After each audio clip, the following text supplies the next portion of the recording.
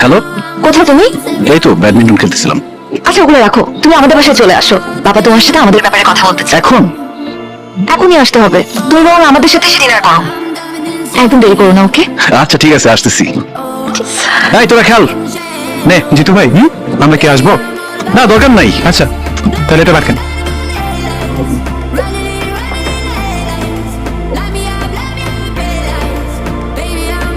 জিতু!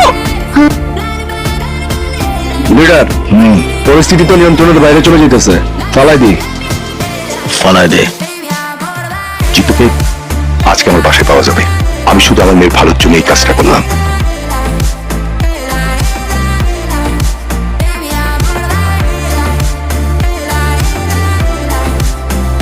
জিতুর ম্যাগজিনটা খালি করে দাও। ঠিক আছে।